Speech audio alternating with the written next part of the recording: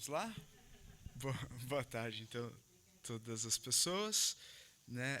Aproveitar, convidar também as colegas que estão ali no hall, que a gente já vai dando início, né? A nossa próxima atividade.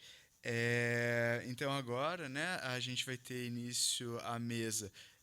Grupo de Estudos em Pesquisas em Trabalho, Educação e Tecnologia, o GTET, o TFPR, Trajetórias, Referências e Projetos. Essa mesa, né, vai ser proferida, dirigida, né, pelo professor Dr. Mário Lopes Amorim, com a participação das doutorandas Ana Carolina Bordini Brabo Caridá e Maíra Fernandes, doutoranda mesmo, né? Tá, porque aqui estava o nome também do mestrando Marcos, né, que felizmente não vai conseguir comparecer, mas fica em registro, né, a participação dele também na formulação, né, dessa apresentação.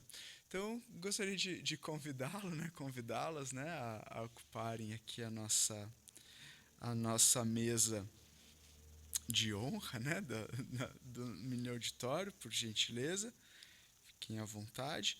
E aí, só a título de introdução, né, de apresentação aos convidados e convidadas, tem aqui algumas informações, né, de mini currículo, né, para também situar aos presentes, né, a partir de que lugar, né, que as pessoas vão conversar conosco.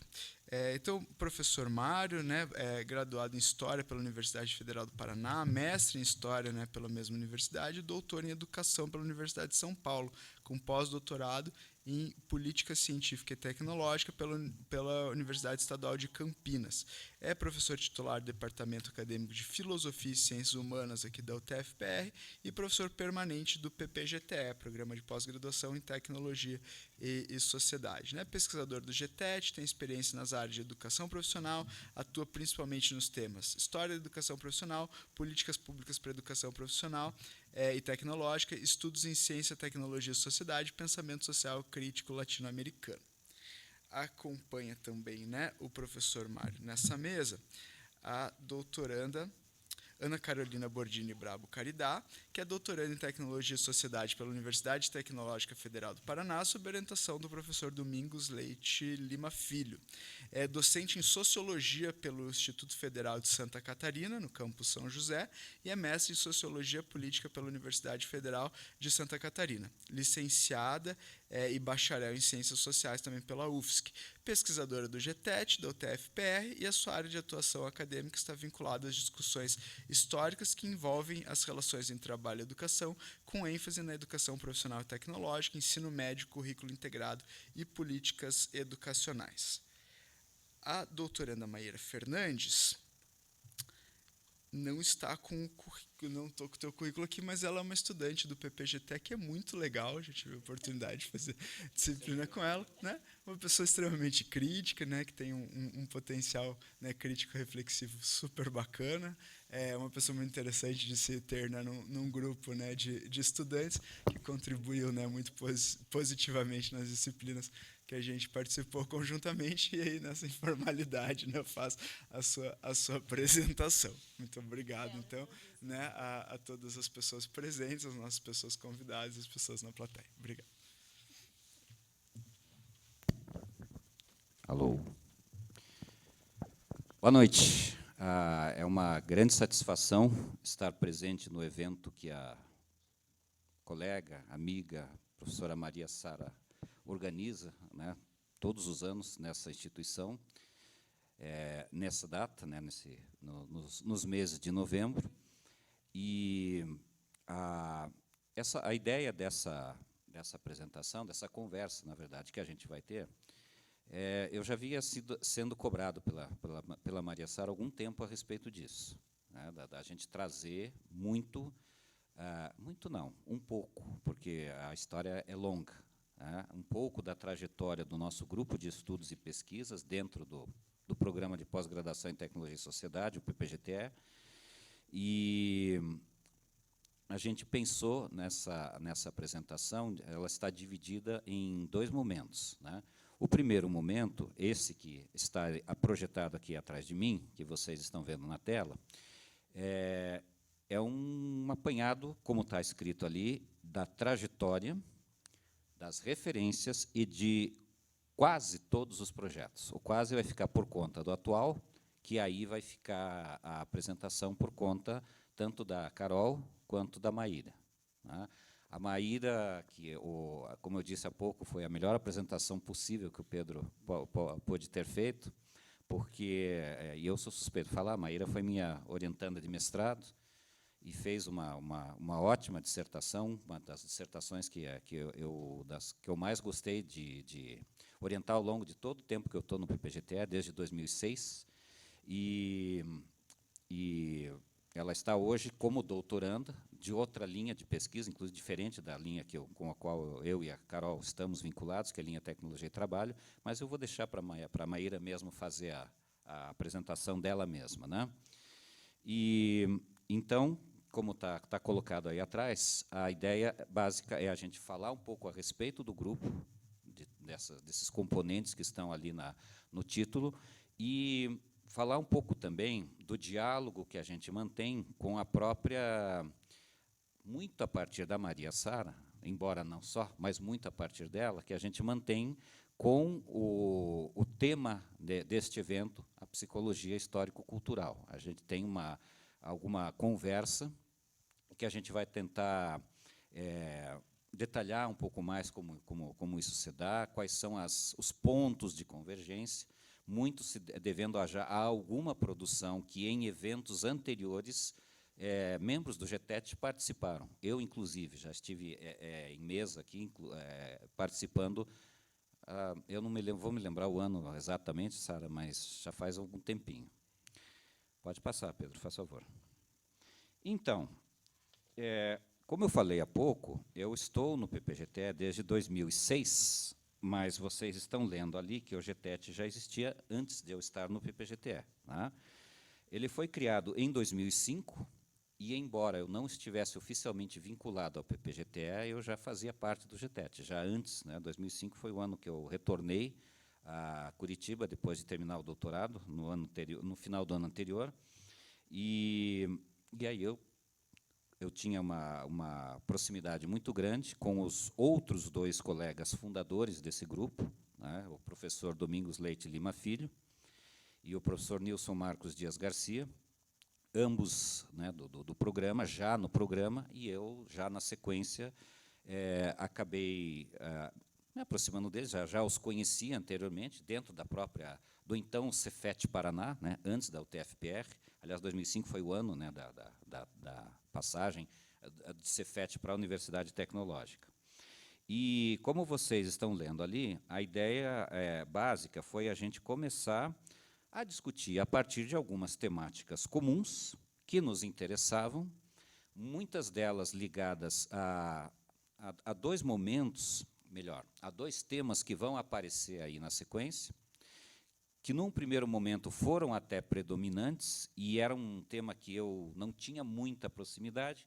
Gradativamente eu fui me aproximando dele, que era a questão muito premente naquele início de século da chamada reestruturação produtiva.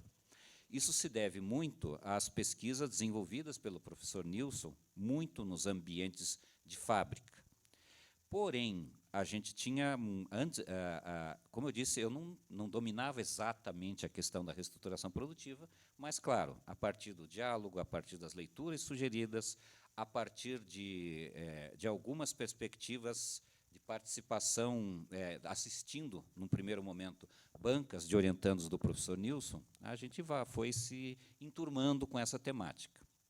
Só que nós três tínhamos um ponto em comum, que era a questão da educação profissional. O meu doutorado, ele trabalhou com isso no âmbito histórico. O professor Nilson, da mesma forma, na questão específica do ensino de física, dentro da educação profissional e tecnológica, e o professor Domingos, muito na análise da reforma da educação profissional que havia acontecido um pouco antes, no final da década, no final do século passado, 1998. Então, nós tínhamos esse interesse convergente. E assim como nós começamos a idealizar a perspectiva de constituição de um grupo de pesquisa, porque, como eu falei há pouco, tanto o professor Nilson quanto o professor Domingos já tinham, né, alguma trajetória de orientandos, àquela época ainda só mestrandos, o doutorado no PPGT é um pouco posterior a esse momento.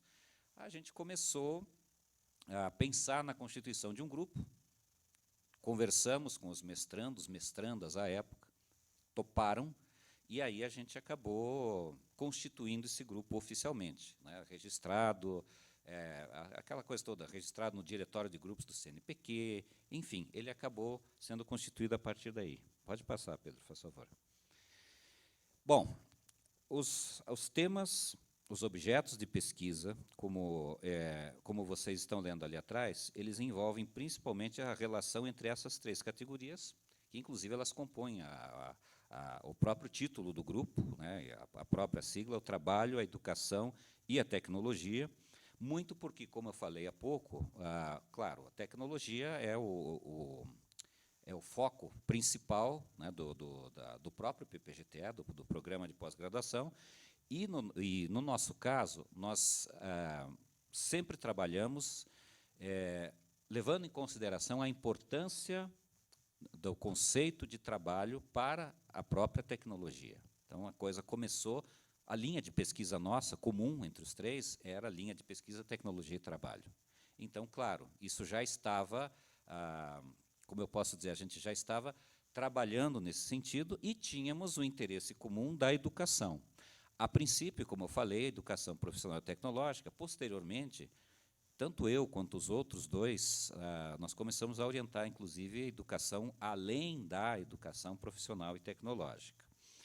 Como vocês estão lendo ali, muito, num primeiro momento, vinculado às instituições educacionais e, como eu falei há pouco, num primeiro momento, muito, como eu falei pelas orientações do professor Nilson, também nos ambientes de produção.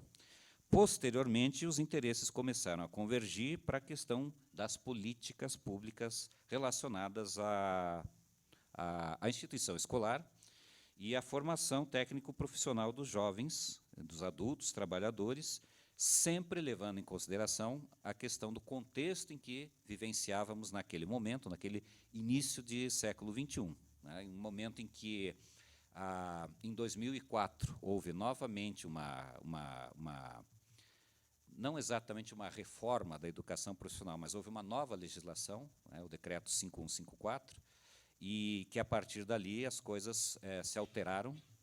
Para nós, a nosso modo de ver, de um modo que nós três, na avaliação, consideramos positivo, embora poderia ter avançado mais. Levando-se em consideração que o governo, na época, o primeiro governo Lula, né, ele tinha uma correlação de forças dentro do Ministério da Educação, que ou puxava para um lado mais voltado para a reforma anterior, do governo anterior, seja um outro grupo que queria avançar na direção da chamada formação politécnica, chegou-se a uma espécie de meio termo, né, no qual você poderia ofertar educação profissional do modo integrado, como era buscado por aqueles que defendiam essa formação politécnica, mas também mantinham-se ainda aquelas possibilidades formativas que vinham do governo anterior, propostas pelo governo anterior. Pode passar, Pedro, faz favor.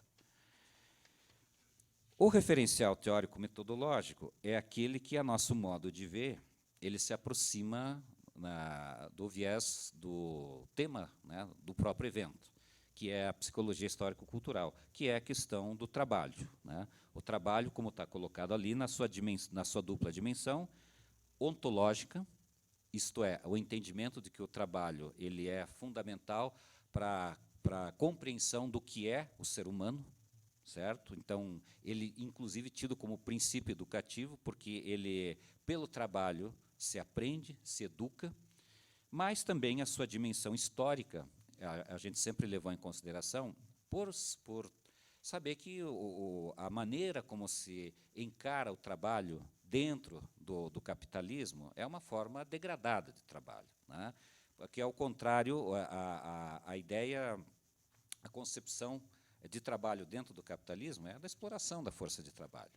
E, muitas vezes, os processos formativos apontavam para um tipo de formação no qual ia, muitas vezes, até para o treinamento, para o adestramento, e nem tanto para uma formação integrada, como nós sempre defendemos. Então, tem aí um elemento, um ponto em comum, essa consideração do trabalho dentro dessa concepção ontológica, porém sabendo que, historicamente, ele sofre mutações, né? O segundo momento, o segundo referencial, melhor dizendo, a educação como processo de humanização e socialização. Qualifica-se para o trabalho, sim, apropria-se também de saberes historicamente construídos, o que permite a gente considerar que a educação tem um poder transformador da realidade das pessoas. E, como terceiro referencial, a tecnologia, evidente, né? A gente faz parte de um programa de pós-graduação que tem esse foco, porém, considerando a tecnologia, como está colocado ali, como indissociável das relações sociais. Isto é, não como aquela tecnologia que, numa visão ingênua até, ela direciona os seres humanos para um determinado caminho, para um determinado progresso, para uma determinada trajetória. A gente não vê dessa forma, né? O chamado determinismo tecnológico. A gente vê que o ser humano é quem produz a tecnologia, é quem projeta, é quem usa, e que, portanto, ele pode, sim, modificar esses processos tecnológicos. Essa possibilidade é uma possibilidade de interação, mas que vai além disso, vai na possibilidade até mesmo de, como está colocado ali, de você apropriar, muitas vezes, o processo tecnológico até com outras finalidades, né, no sentido de atender determinadas demandas, mas também de apontar para a superação de determinadas realidades não muito favoráveis. Pode passar, Pedro. Bom, o perfil de formação do grupo. Primeiro, é a questão do pressuposto da interdisciplinaridade, que é um pressuposto também do programa de pós-graduação. Se a gente analisar todos aqueles que foram estudantes, mestrandos, mestrandas, mais tarde doutorandos e doutorandas que passaram pelo GTET, a interdisciplinaridade ela está presente, né, tanto pela formação, pelas diferentes formações desses mestrandos, mestrandas, doutorandos, doutorandas, das áreas as mais diversas. Nós tivemos já orientandos não apenas da área das chamadas ciências humanas, que, claro, acabam sendo a maioria, e dentro delas a educação. Mas não só. Também a gente já teve orientandos, orientandas da área das ciências exatas, muito ligados às licenciaturas de matemática, de física, de química, mas também da área das chamadas biológicas. Já tivemos alunos com formação em educação física, com formação em enfermagem, ou seja, claro, com uma vinculação sempre com a educação. Segundo, essa é a diversidade das áreas de formação, acabei até me antecipando aqui. O pressuposto da interdisciplinaridade é no sentido de você analisar o objeto de pesquisa, né, de quem está pesquisando, seja ele qual for, pelo viés das diferentes disciplinas, da possibilidade como a gente falou, e aí eu sou muito suspeito para falar, até pela minha formação de historiador, mas pela importância da história, né, de você perceber a história dentro desse objeto de pesquisa, né, como que ele foi se constituindo ao longo do tempo como um elemento fundamental, mas também na perspectiva da própria educação, da contribuição de um determinado viés de educação com o qual o grupo dialoga, né, que é o materialismo histórico dialético. E ali, no final dessa tela, o perfil dos próprios docentes, dos 5 docentes do PPGTE, que hoje são vinculados ao GTET, 4 têm doutorado em educação, que é o ponto comum, né? Até para a informação de vocês, a única professora do GTET que não tem doutorado em educação é a Maria Sara, que está aqui presente. Os demais, né, têm o doutorado em educação. Pode passar, Pedro. Bom, como eu falei anteriormente, né, quando já desde a década de 1990, quando foi criado o PPGTE e a linha de pesquisa, tecnologia e trabalho, de onde vai emergir o GTET, a temática da reestruturação produtiva, ela foi predominante nesse primeiro momento, até a constituição do grupo, e mesmo as primeiras orientações, já entrando, né, na década seguinte, mas, a partir daqueles momentos que eu me referi agora há pouco, né, a questão do decreto número 5154, a questão da discussão sobre educação profissional começou a se tornar dominante dentro do GTET, e, no ano seguinte, o decreto número 5478, que criava o PROEJA, do qual também nós nos debruçamos bastante em cima, né, da análise do PROEJA, de todos, do programa de educação de jovens e adultos com educação profissional. O grupo acabou desenvolvendo, inclusive, vai passar daqui a pouco aí, projeto de pesquisa específico para analisar o PROEJA, um projeto de pesquisa, inclusive, interinstitucional, né, não ficou restrito apenas ao TFPR. Eu já vou falar dele com mais detalhes daqui a pouco. Pode passar, Pedro, faz favor. Então, os locais de pesquisas, como a gente falou, num primeiro momento foram predominantemente as fábricas e depois as escolas. Tanto em âmbito de estudo de caso, como em um grupo maior de instituições, né, numa perspectiva mais macro, podemos dizer assim, e sempre com o predomínio da pesquisa qualitativa. É claro, dependendo da pesquisa desenvolvida, não que a pesquisa quantitativa esteja proibida de aparecer, mas em determinados momentos, mas a ênfase sempre foi na pesquisa qualitativa. Pode passar, Pedro. E aí para eu já encerrando a minha parte, daqui a pouco eu vou passar para a Carol e para a Maíra, os projetos de pesquisa desenvolvidos no âmbito do GTET, sempre projetos que passaram por agências de fomento, receberam, portanto, né, recursos de agências de fomento diversificadas, como vocês estão vendo aí. Aqui, os 4 projetos que estão nominados ali, hoje a gente já está no 5º, que elas vão tratar com mais detalhes daqui a pouco. Como vocês podem perceber, o foco esteve vinculado à questão tanto das instituições de educação tecnológica. No primeiro caso, do primeiro projeto ali, ainda as instituições federais, neste momento aí, do período, principalmente vinculado ainda aos Cefetes, né, antes da criação dos institutos federais, e como que se desenvolvia o ensino superior na rede de educação profissional e tecnológica no Brasil. O segundo projeto, que é o das demandas e potencialidades do PROEJA no estado do Paraná, como vocês podem ver, foi o projeto que teve um tempo de duração maior, teve uma prorrogação, inclusive. Um projeto que a Agência de Fomento, além da CAPES, era a própria CETEC, na Secretaria de Educação Tecnológica, dentro do MEC, que participou na elaboração dos editais, os quais a gente submeteu o projeto.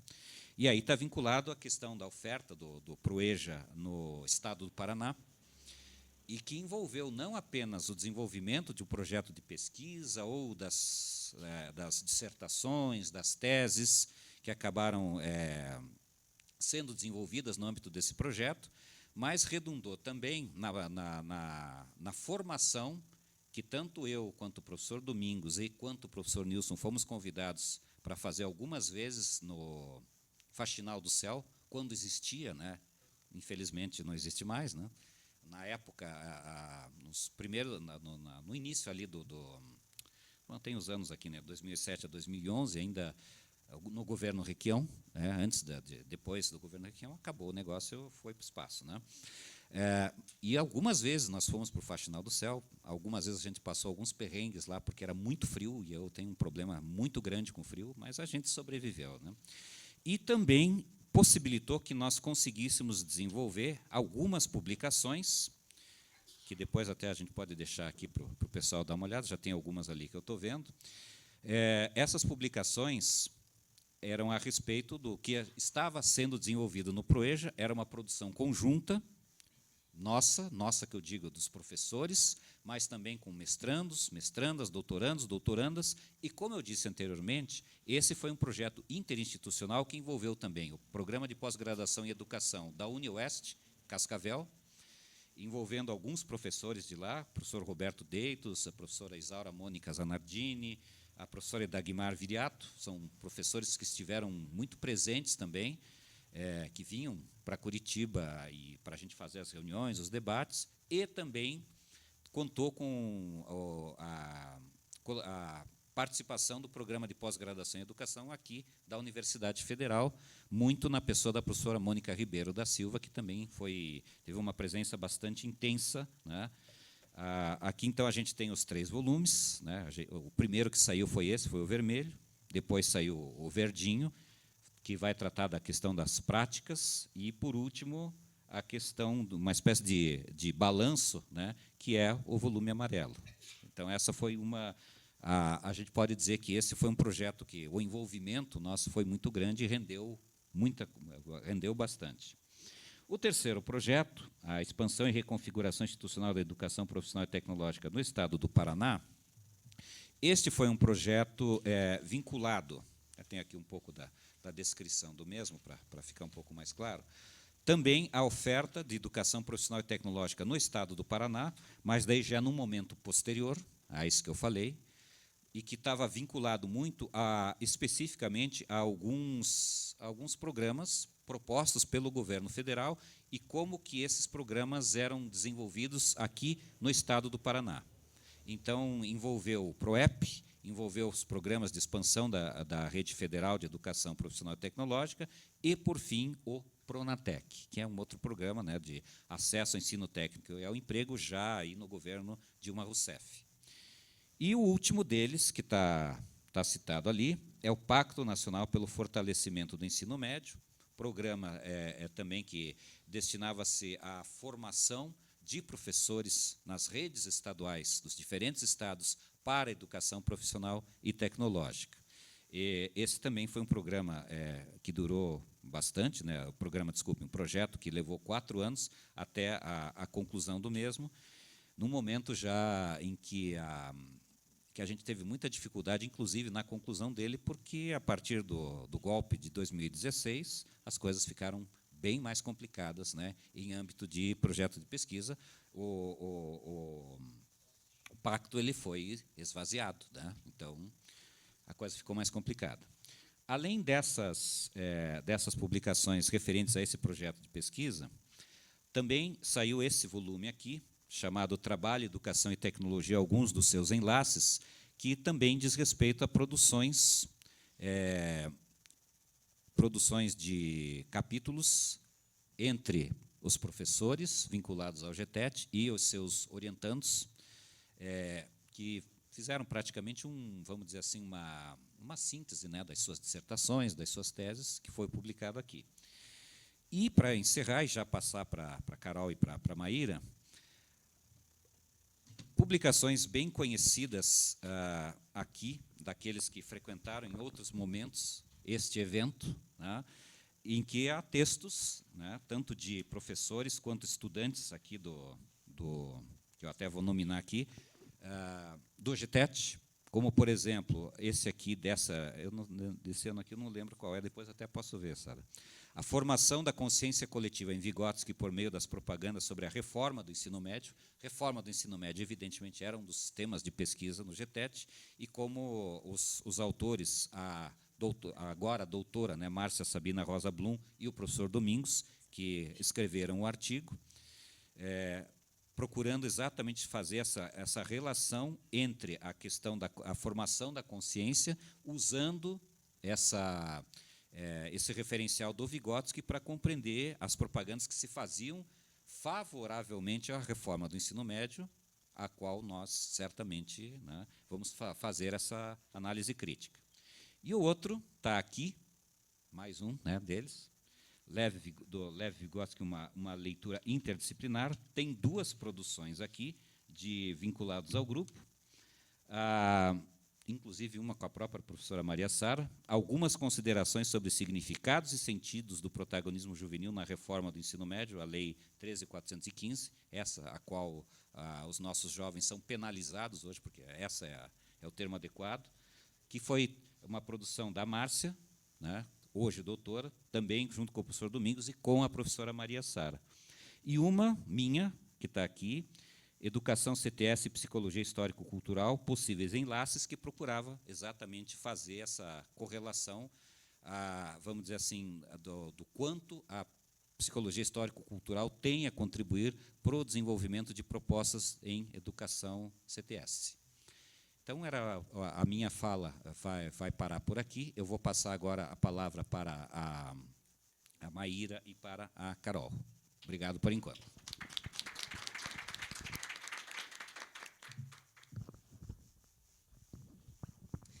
Olá, boa noite a todas e a todos.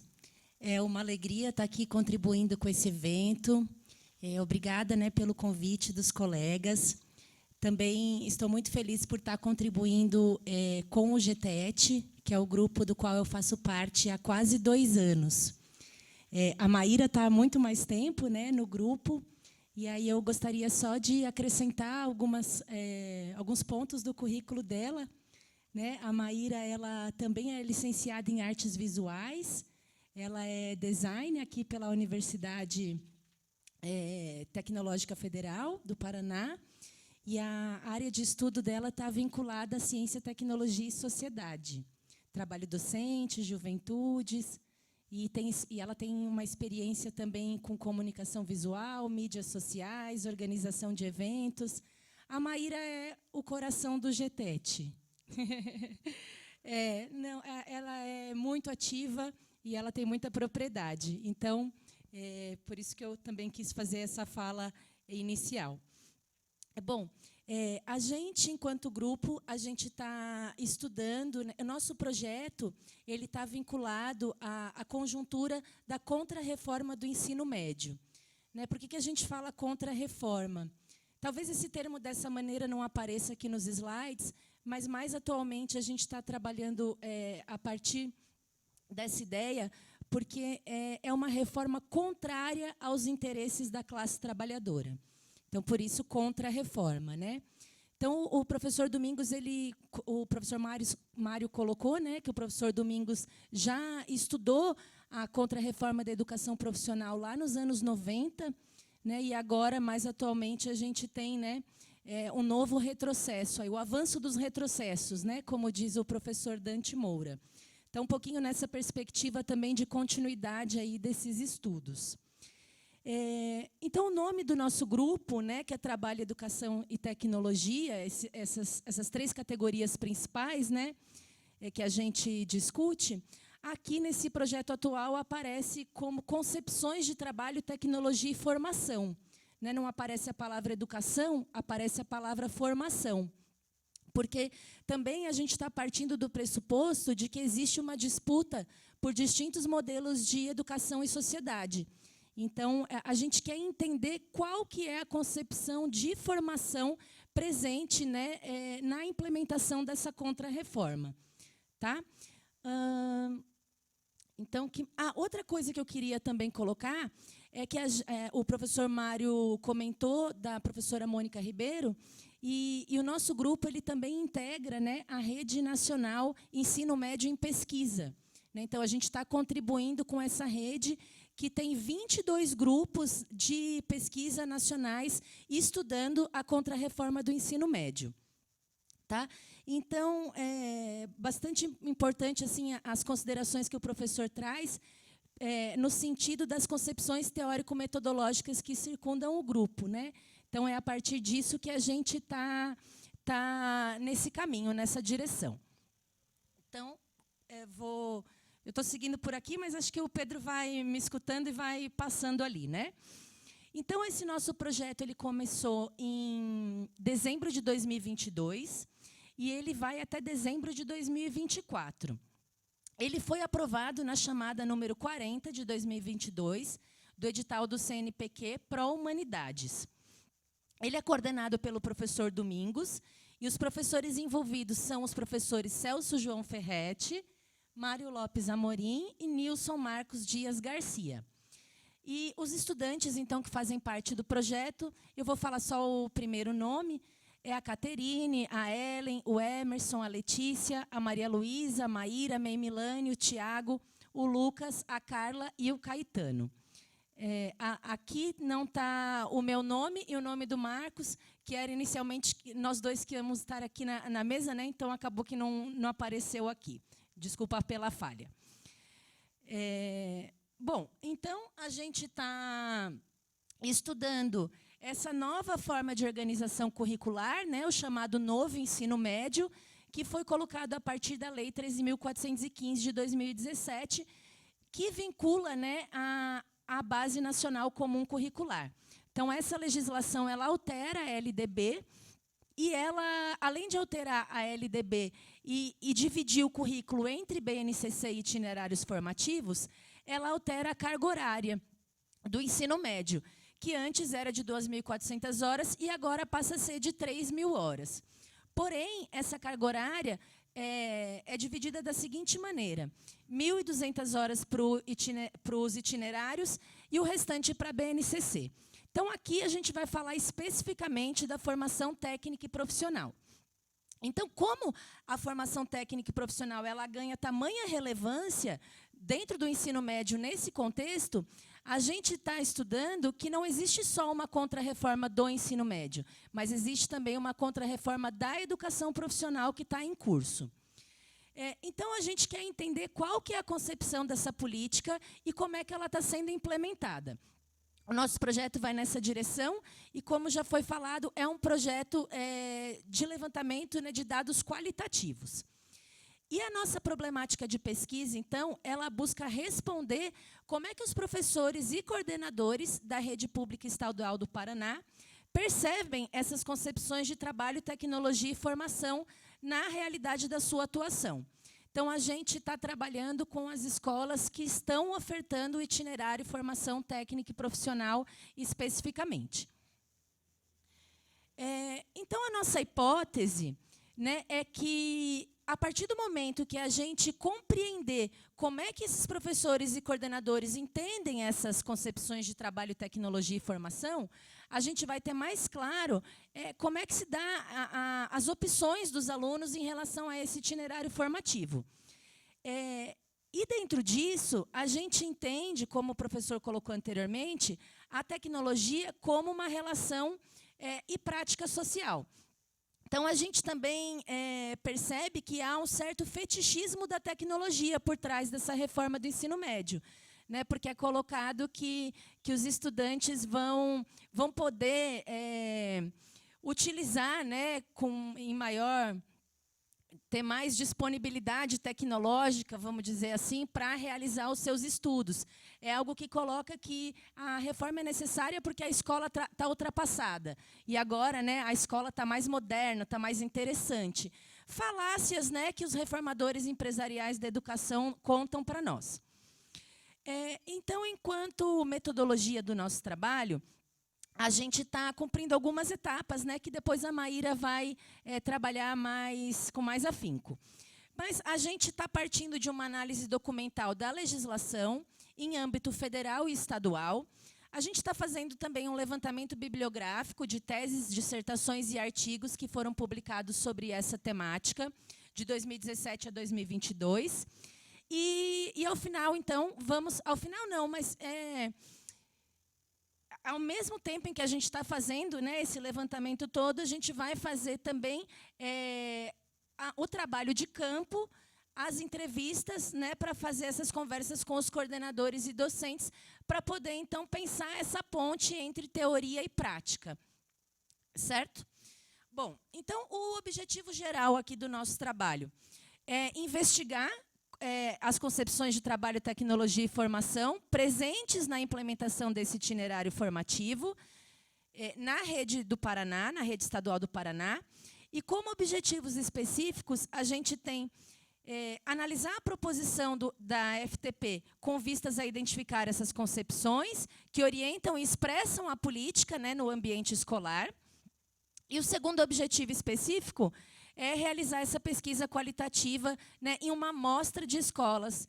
A gente vai depois mostrar para vocês que, na verdade, essa amostra nossa passou por um longo processo, né, de seleção até a gente chegar a definir aí quais escolas que a gente considera importantes para fazer esse levantamento.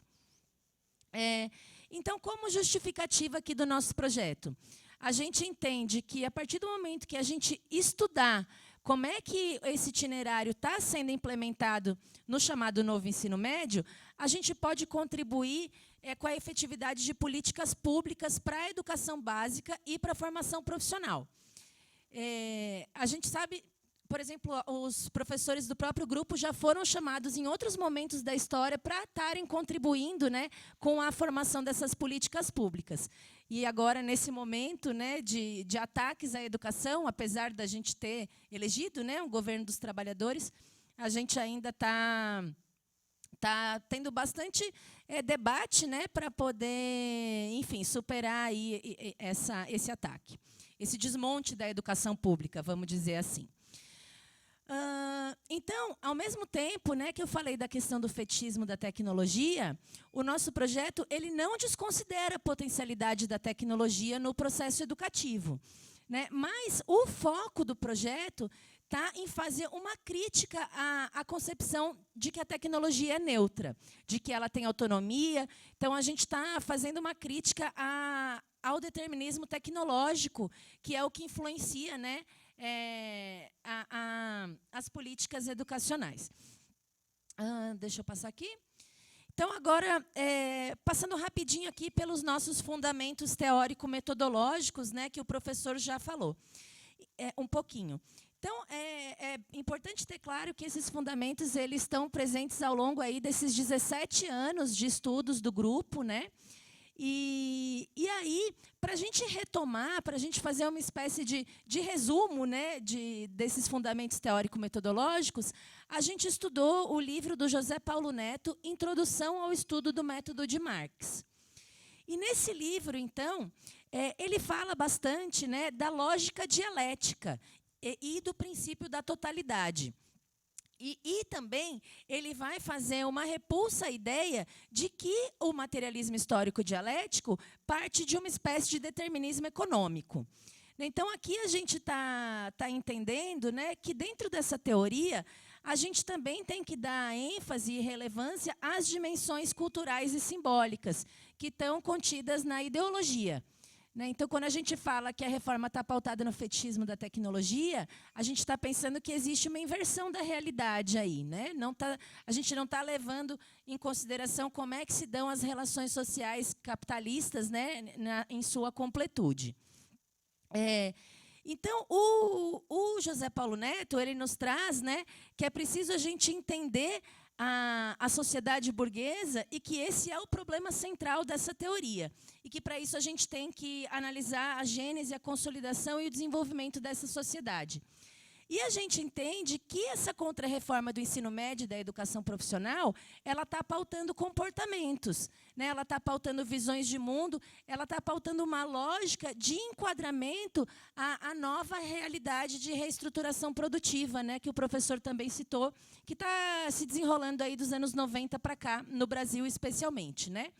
Então, nesse recorte, a gente está nessa totalidade, pensando a escola, né, enquanto uma totalidade menor, mas partindo dessa complexidade, né? Então, a gente vai dar complexidade para entender o que está ali no chão da escola, né? Então, deixa eu ver aqui. Eu coloquei aqui a citação, né, que o materialismo histórico dialético é um conhecimento rigoroso da produção material, mas que só isso não basta para esclarecer a riqueza das relações sociais que se objetivam no marco de uma sociedade assim complexa. Então, como eu já falei, né, nesse sentido que a gente vai pensar, né, a plena compreensão da produção burguesa, para além aí da economia. Então, nisso surgem as dúvidas, né? como é que a gente determina esse objeto? Como é que a gente vai conhecer esse objeto, né? Como é que a gente vai começar por aquilo que é real, por aquilo que é concreto? Deixa eu passar aqui. Ah, tá, já passou. Eu estou achando que eu que estou passando aqui. Bom, então, essa é a nossa... é a teoria, né, que a gente se fundamenta. É a partir dela, então, que a gente vai pensar essas condições materiais da vida em sociedade. Ela é uma exigência para nós do próprio objeto de pesquisa, né?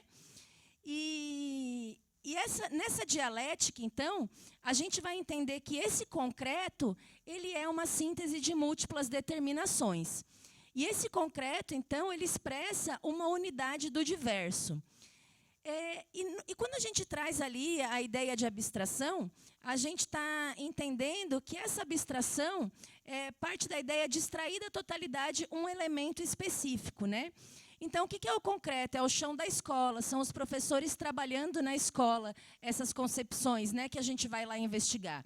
E o plano da abstração seria a gente reunir toda essa teoria que a gente vem estudando há tantos anos para fazer uma espécie de análise daquilo que dos dados que a gente está coletando, né? Uma análise do discurso dos professores e dos coordenadores. E aí o José Paulo Neto ele fala bastante da importância de fazer uma viagem de volta. Né? Então, quando a gente fala dessa viagem de volta, está relacionado àquela justificativa que eu falei lá atrás, né, que seria uma reflexão sobre a forma como as políticas públicas estão se efetivando. Né? E essa viagem também tem a ver com a nossa crítica. Né? Tem muita gente que fala assim, mas a escola já estava ruim, e se a gente tirar essa nova organização curricular, a gente não tem o que pôr no lugar.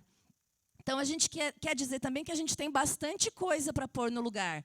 Né? Desde os anos 80, desde a época de redemocratização, a gente tem pensado nessa questão da formação integral dos seres humanos, o currículo integrado, o trabalho como princípio educativo.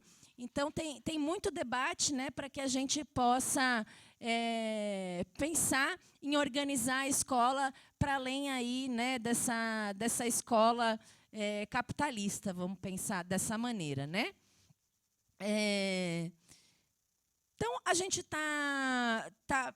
a gente se foca, né, nos conceitos de totalidade, contradição e mediação.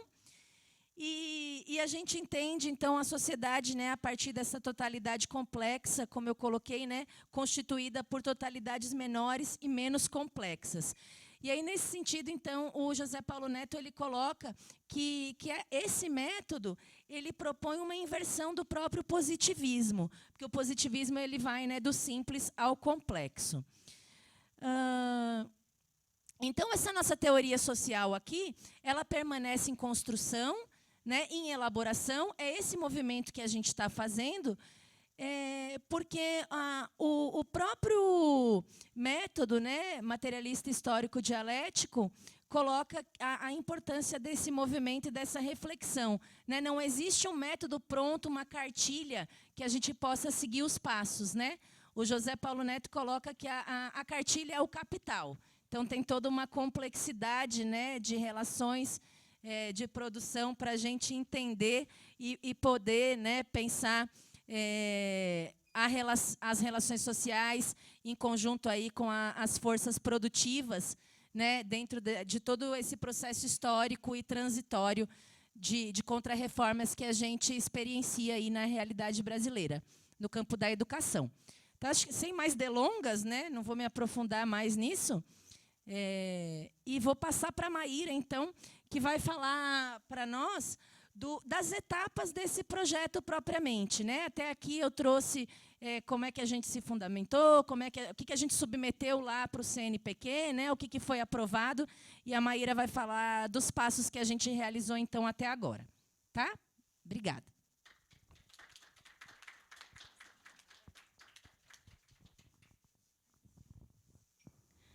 Boa noite, pessoal.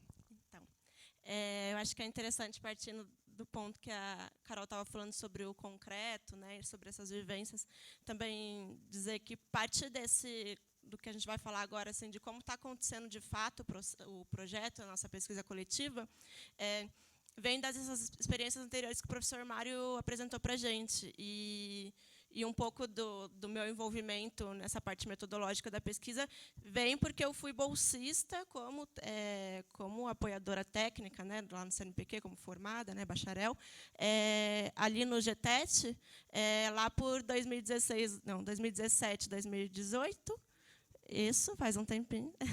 Mas eu entrei no grupo porque eu conheci o professor Mário, o professor Domingos, o professor Nilson, em processos de formação que a gente tinha aqui na universidade, quando eu estava no movimento estudantil, e que os professores faziam parte de sindicato, e que a gente criava espaços de debate sobre a PEC do congelamento, naquele momento, e a reforma do ensino médio. Então, desse chão de universidade, desse debate político, que a gente vai se inserindo na pesquisa, enfim. E daí a gente tem a nosso trabalho atualmente, né, como a Carol tem apresentado, e essas etapas, essa metodologia vem muito das etapas dos outros projetos, né, dos projetos anteriores. Então, a gente começou... a pesquisa coletiva, a gente fala que ela é muito viva, assim, né, paralelo em que os pesquisadores têm suas próprias pesquisas, a gente acaba, nas reuniões, conversando, trazendo coisas da pesquisa que a gente faz e junto com a pesquisa coletiva, né? Então, é uma troca muito grande. Então, a gente começou separando em alguns grupos, né, que está aqui, né, grupos simultâneos e transitórios. Então, a gente separou em 4 etapas, primeiramente, para fazer o levantamento do corpo documental. Também tinha um outro grupo para fazer essa composição do corpus teórico-metodológico. O terceiro grupo estava fazendo, então, o levantamento das escolas, que tinham o 5º itinerário formativo, e a gente tem um outro grupo de elaboração de instrumentos de coleta. Agora, a gente já está num passo seguinte de ter um outro grupo, que é para a elaboração dos documentos do Comitê de Ética, para aprovação, para a gente chegar lá na pesquisa de campo, de fato, né? Então, vai acontecendo de forma coletiva, viva e paralela, essas atividades, né, que são próprias, mas interdependentes. A gente precisa do corpus documental para ir lá e levantar as escolas e selecionar essas escolas. E aqui, né, a gente está apresentando hoje, então, um resultado parcial, esse processo inicial que a gente está tendo, né? Então, no levantamento documental, era proposta criar um banco de dados com esses documentos. Então, a gente trabalhou com os documentos internacionais, como o Unesco, o Banco Mundial, o AIT, e o nacional, como os do MEC, CNE, os CONCEDs, enfim, o CONCED, e estadual, né, para a gente entender um pouco mais como está funcionando no âmbito aqui do Paraná essa contrarreforma e como, em especial, as escolas dos cursos, as escolas que têm cursos do 5º itinerário EPT, como elas estão acontecendo de fato, implementando de fato esses itinerários. Uma coisa que é interessante falar é que a reforma, essa contrarreforma do ensino médio, eles foram criados, os documentos foram feitos, mas quem está tendo que fazer ela acontecer de fato é o chão de sala, né? São os professores, são os gestores. Então, no fim, a gente precisa entender a especificidade em cada colégio, né, em cada escola, porque quem está fazendo isso são os professores, quem está fazendo a reforma de fato, para além do documento, né? Então, temos também um levantamento bibliográfico, que foi esse mapeamento, então, de dissertações, teses e artigos aqui de 2017 até o momento. E a gente também teve que fazer um filtro maior sobre pesquisas que se relacionam com o FTP e identificar também os instrumentos de coleta de dados que essas pesquisas estão tendo, né? É interessante pensar que tem muita pesquisa sendo feita assim da reforma contra a reforma, justamente porque a gente tem um grupo que atua nacionalmente, né? Então, a gente tem o Em Pesquisa e tem vários programas de pós que têm, né, grupos que têm se desdobrado em estudar como tem acontecido de fato essa reforma. Porque, no âmbito político, essa reforma está funcionando muito bem, né? Então, acho que é necessário essa pesquisa de campo e de fato, né? Então, a gente parte para apresentar aí o levantamento das escolas, como foi. Do meio do ano para cá, o nosso grupo tem se dedicado muito nesse processo de filtrar e escolher, já que, como a gente tem essa preocupação, enfim, o interesse de fazer uma pesquisa mais a fundo, né, de entender ali, ter um recorte pequeno, mas para fazer uma pesquisa mais intensa, né? Uma pesquisa maior em cada colégio sobre a realidade ali, né? E daí, para trazer o universo ali das escolas que ofereceram o FTP, a gente, então, coletou dados básicos e o nosso universo inicial de pesquisa, então, foram 616 colégios ofertando no IEPT. Uma diferença que acontece é que, assim, tem os colégios que têm já o ensino profissional técnico, né, que é o técnico em si. O FTP ele é para ensino médio, que tem um a mais ali, uma carga horária a mais para ter uma formação. Então, ela vai ter esses estudantes vão ter pequenos certificados de formação técnica, não é uma formação completa, né? Pelo menos não é também a formação profissional e técnica que a gente defende, inclusive, né? Então, o primeiro filtro que a gente fez, como a gente tinha aí 616 colégios, a gente foi criando estratégias para diminuir o nosso universo. Então, primeiramente, a gente cruzou o mapa dos núcleos regionais de educação, né, que é feita pela SED, né, pela Secretaria Estadual, e com um mapa de macro-regionais, que já é daí da Secretaria da Saúde, mas a gente cruzou para entender, para diminuir o nosso universo, né. Então, foi que eu falei. Então, a gente selecionou então a Macro-Leste, por ser a área que a gente atua também, né, estamos em Curitiba, mas também porque tem colégios de áreas rurais e ser o único no Paraná que tem colégios, né, de fronteira para o mar, então tem colégios do litoral também, né. Então foi essa macro que a gente escolheu, e a gente tem então 4 núcleos regionais de educação dentro da Macro-Leste, que é a área metropolitana norte, a área metropolitana sul, Curitiba e Paranaguá. E aí a gente tem um mapa, na próxima, por favor. Aí. A gente tem um mapa aqui de todos os colégios, então, que oferecem FTP, e esse é o nosso universo atual assim, de pesquisa.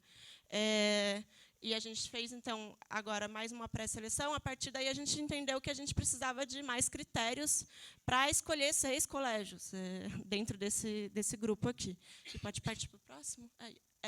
Então, a seleção que a gente fez dos colégios, tem 2 colégios da Metropolitana Sul, 2 colégios de Curitiba, um de Paranaguá e uma da Metropolitana Norte. E daí, a gente foi cruzando, separando cada grupo, né, cada pessoa, na verdade, cada pesquisador do grupo, foi buscando a partir de um critério. Então, a gente tem colégio, esse primeiro colégio, por exemplo, ele tem público indígena, tem variedade de curso no colégio, tem cursos com predominância feminina e cursos com predominância masculina. Ele está em um bairro periférico e com uma maior vulnerabilidade, é de uma região metropolitana de Curitiba. Então, daí teve vários. Tem a questão do colégio rural, colégios até de classe alta. A gente vai provavelmente fazer um paralelo entre como a FTP aconteceu num colégio de um bairro nobre e um colégio de situação mais vulnerável. Então, a gente vai tentar cruzar esses dados, né? Não, a gente trabalha só com ensino médio. O ensino médio da rede pública estadual, né, do Paraná. Então, até o momento, a gente tem uma lista de 21 colégios e 6 selecionados. A gente, lógico que ainda está nos processos de trâmite de liberação para entrar em campo de fato, mas a gente tem esses colégios pré-selecionados. E, a partir daí, a gente vai buscar entender, né, como que aconteceu de fato essa implementação, né, desse ensino. Então, outro grupo que a gente tem é a elaboração do questionário online, inicialmente mais amplo, que seria para os 6 colégios ali, né, um questionário online, e depois, em seguida, a gente vai ter uma entrevista semi-estruturada com os professores e gestores ali daqueles 6 colégios. É interessante falar aqui, novamente, de por que a gente está indo para os colégios, né? Como a gente já tinha falado, a reforma acontece, de fato, ali nos colégios, e também porque muitos outros pesquisadores, no nosso próprio grupo, a gente conversa sobre como, quando o assunto é reforma educacional, é política pública educacional, a gente vê, às vezes, no jornal, chega um economista, alguém um uma liderança política, pessoas de várias outras áreas para falar, mas a gente vê raramente um professor falando de como está acontecendo isso, né? Então, realmente a gente tem tudo que é importante, claro, uma análise geral, mas como é importante a gente ouvir de fato quem está ali fazendo acontecer a reforma ou não acontecendo a reforma e como isso tem desdobrado na formação desses estudantes, né? E daí, no final, aqui tem, né, o comitê de ética, que daí a gente entendeu que vai ser um outro grupo ali, né, de trabalho, mas que está acontecendo também. Então, de resultados parciais que a gente tem a nível interno, são essas as dinâmicas, né, de apresentação, relatórios produzidos por cada grupo e dos demais integrantes do GTET. E de externas, a gente tem participado de alguns eventos acadêmicos sobre o novo ensino médio, sobre a IPT, e os artigos e dissertações de tese, né, que a gente tem até o momento. E, por fim, acho que fazer uma análise assim, da pesquisa como um todo, do nosso processo no GTET, né, a gente percebe, então, como eu tinha falado, que nos estudos de políticas educacionais, essa pesquisa coletiva, então, a pesquisa coletiva como um todo, tem mostrado um espaço ali para circular o conhecimento, buscando uma totalidade, né, no processo histórico, que às vezes, né, no mestrado, no doutorado, a gente tem um objeto um pouco mais enxuto e específico, e a partir dali das trocas do grupo a gente consegue trazer referências diferentes e ter uma noção um pouco mais total ali do nosso processo histórico. E a pesquisa coletiva, ela também tem possibilitado que, nesse cenário ali de precarização generalizada, que nós pesquisadores também passamos por isso, né, e professores...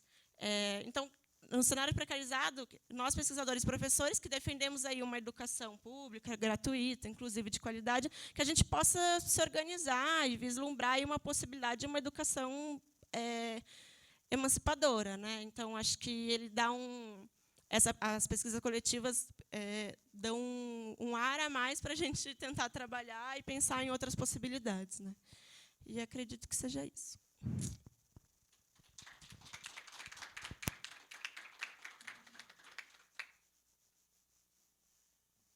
Bem, passou. Alô.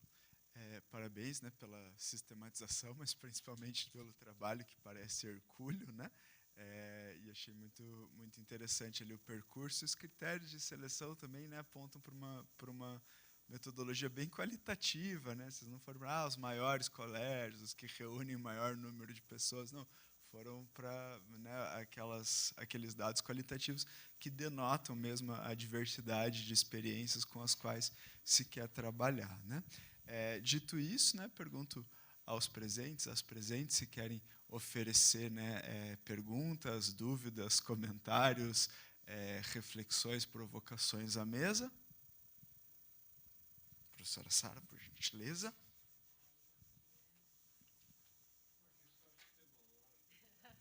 Parabéns, parabéns.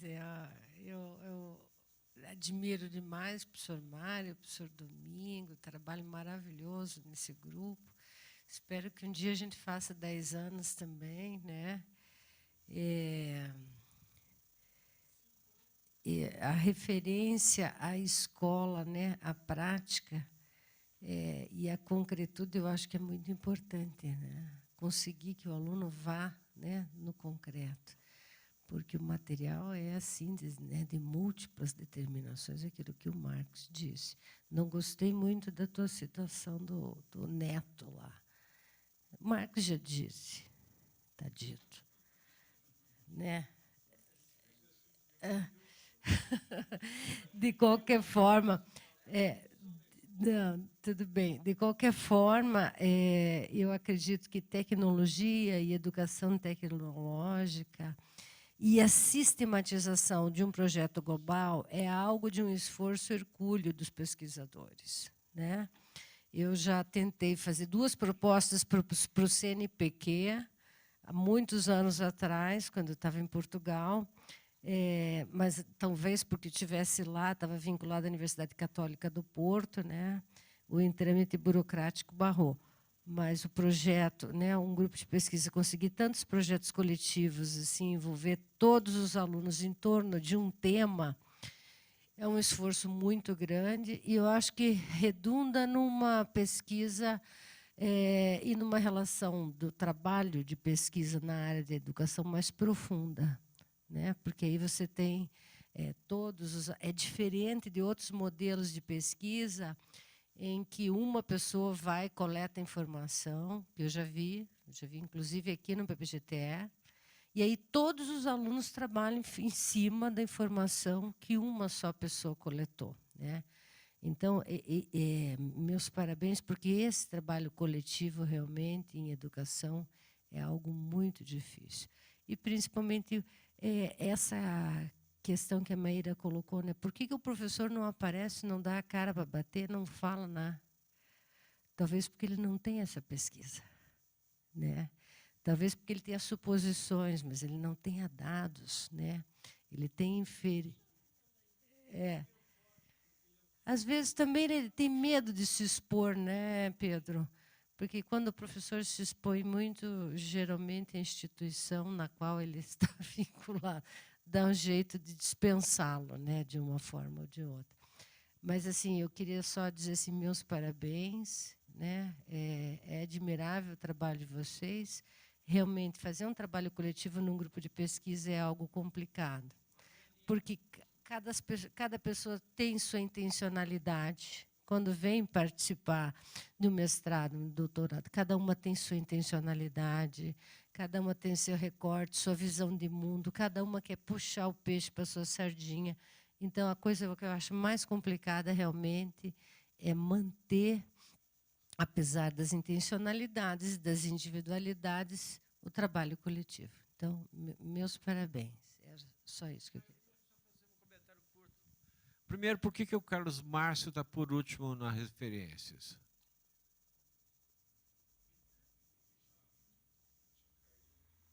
O Carlos Márcio tem que estar lá depois, lá.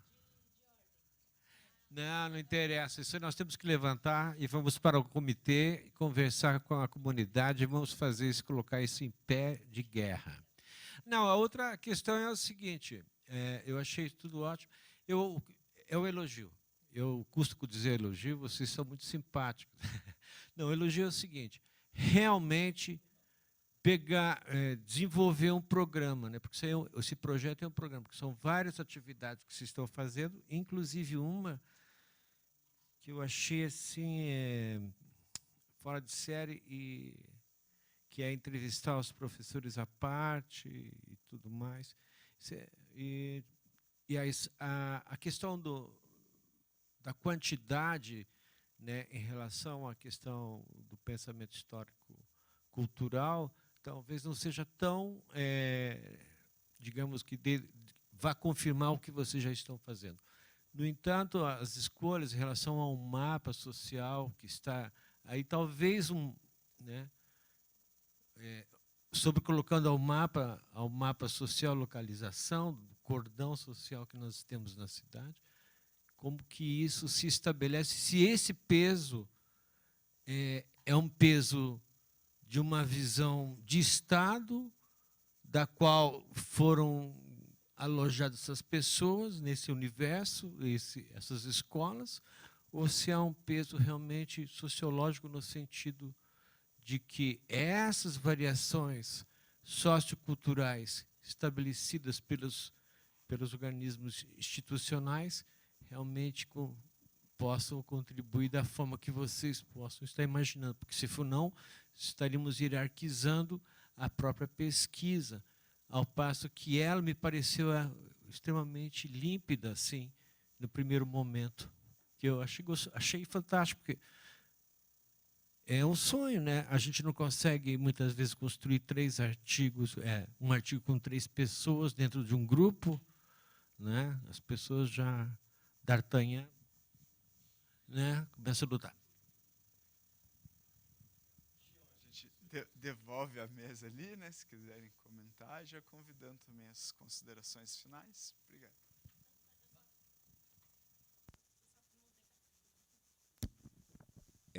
Bom, o que eu posso dizer, Pedro e Sara, né, basicamente, a gente já tem uma certa experiência com um grupo de pesquisa, para fazer a pesquisa, passei ali os outros projetos, né, vocês viram, e, de fato, quando a gente se deparou, né, a gente fez a proposição, muitas vezes as proposições são daquele jeito, sai o edital, você tem um prazo para submeter no edital, e, muitas vezes, a realidade nossa é que os tempos são escassos, e a gente foi na conversa, né, não só minha, né, mas com elas, com os colegas, professores, com os outros estudantes, e a gente conseguiu montar, enviou, foi avaliado, foi aprovado, que bacana, e aí a gente começa a se deparar com o tamanho da encrenca que a gente se meteu, né? Então, mas veja, eu até agora, até onde a gente conseguiu avançar, eu posso afirmar que foi muito gratificante, porque a gente, principalmente esse último processo que a Maíra fez menção há pouco, da seleção das escolas, ele deu bastante trabalho. A gente consumiu, olha, foram muitas reuniões, né, e foi fazendo as filtragens. Dividimos a partir de determinados critérios, esses que a Maíra mostrou ali agora há pouco, e o mais interessante de tudo, a gente começou a fazer as intersecções entre esses diferentes critérios. Até acho que não sei se acho que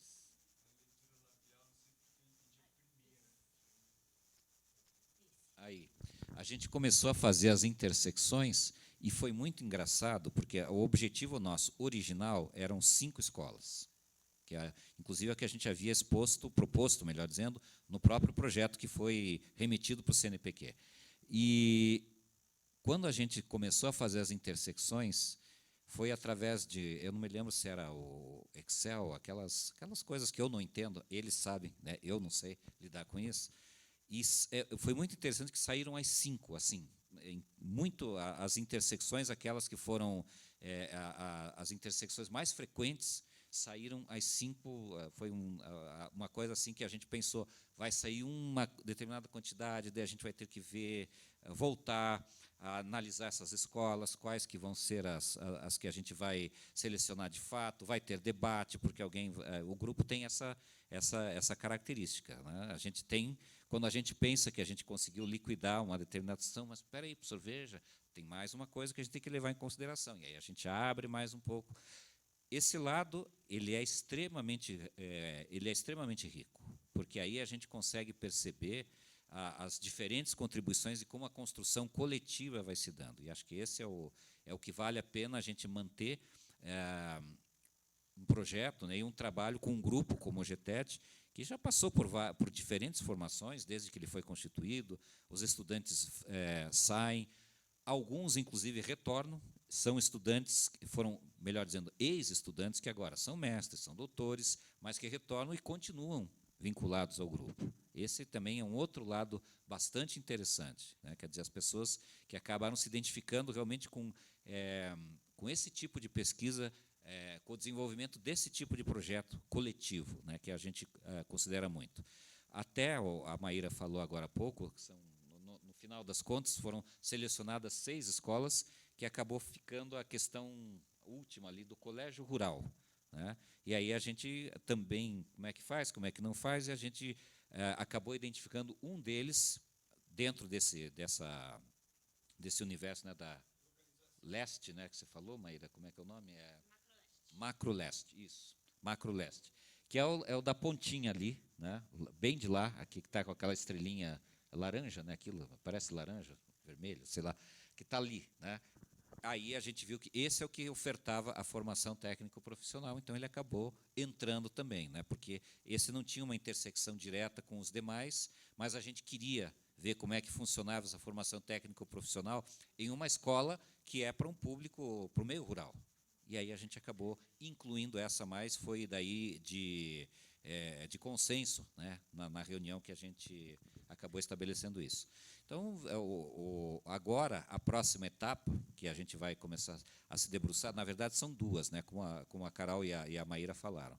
Primeiro, o envio para o Comitê de Ética, e tem que ser 2, tem que ser o daqui e tem que ser o da Secretaria Estadual de Educação. Tá?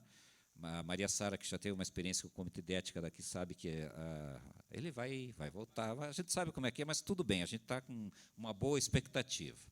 E o segundo desafio é exatamente a elaboração dos instrumentos para pesquisa, para as entrevistas. Que a gente tem, claro, alguns pressupostos, mas certamente isso também a gente vai levar algum tempo ainda. E até aí tudo bem, né? Enquanto corre as coisas no Comitê de Ética, que elas não acontecem rapidamente, a gente vai desenvolvendo, vai refinando, né, esses instrumentos de pesquisa, para que daí, quando retomar o ano letivo nas escolas estaduais, ali por março, já começa antes, né? Começa em fevereiro, mas que em março a gente já tenha isso devidamente consolidado, e aí vamos a campo.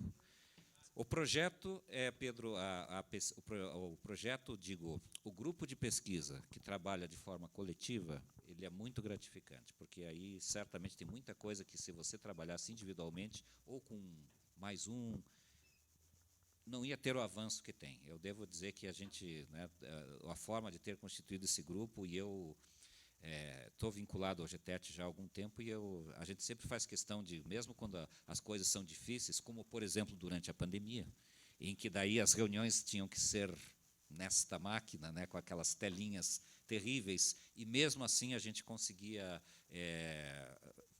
dentro do que se propunha naquele momento, a gente conseguia avançar. Sempre valeu a pena. É isso.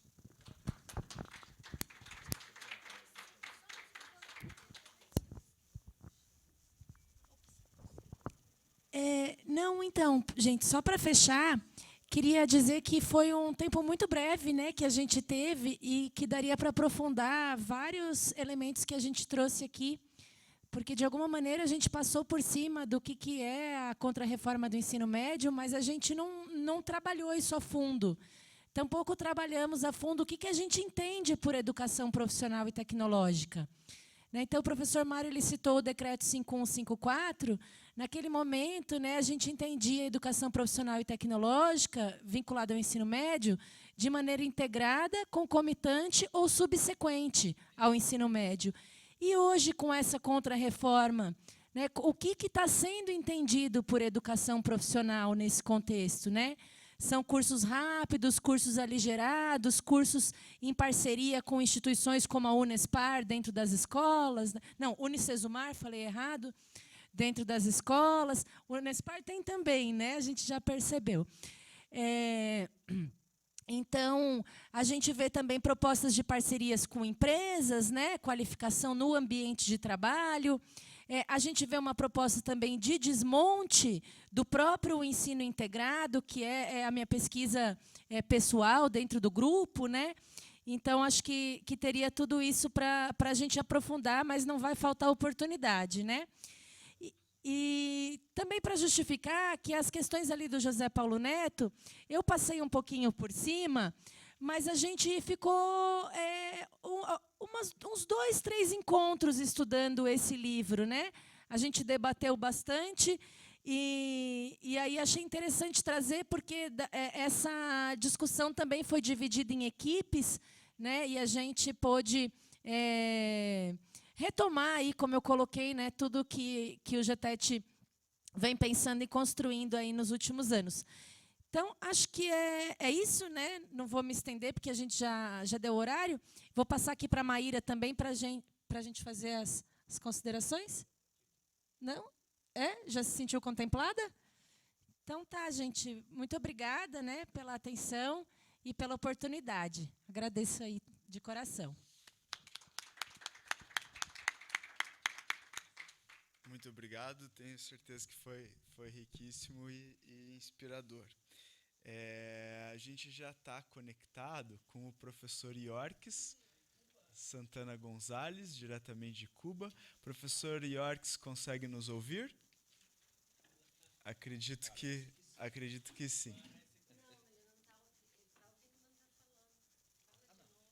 Se o professor Yorques puder falar com a gente, só para a gente tentar perceber se o som tá sendo recebido aqui também.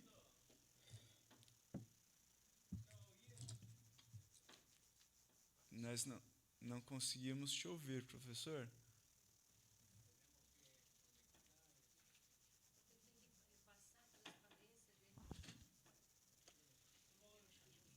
Bom, será que alguém ali da técnica consegue perceber se há algum...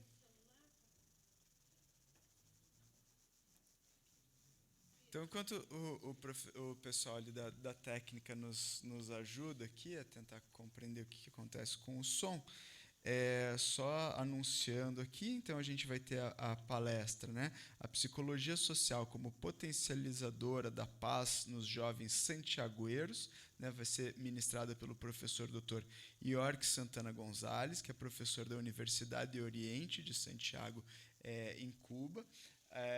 O professor Yorks, ele é licenciado em Psicologia, Master em Desenvolvimento Comunitário, doutor em Ciências Sociológicas, é membro de uma série, né, de redes e programas, como a Sociedade Cubana de Psicologia, cadeira martiana da Universidade do Oriente, em Santiago de Cuba, é professor associado, né, de faculdades de psicologia no Canadá, em Valência, na Espanha, né? Então tem um currículo riquíssimo para contribuir aqui com a nossa conferência. E destacar aqui do currículo do professor Yorks também, né?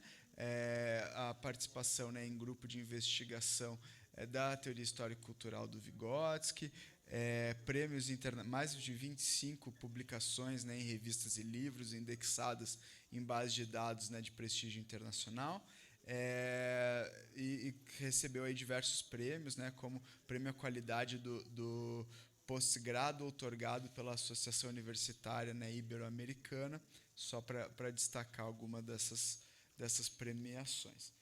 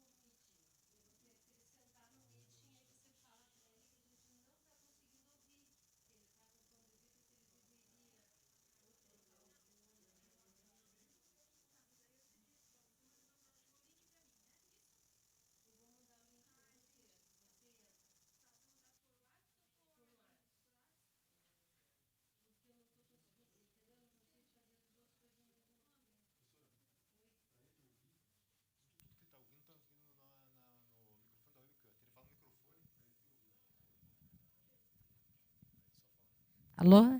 Olá? Buenas noches. Escúchame, Yorks. ¿Sí? Habla para que possamos oír a ti. No estoy oyendo. No.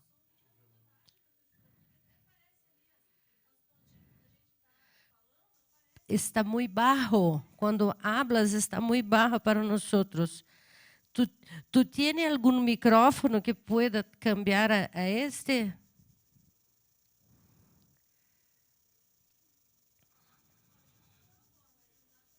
No conseguimos.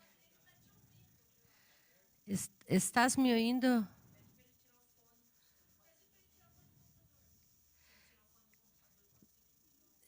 Se tu sacasses o fone e ponesse, quizá poderíamos ouvir-te.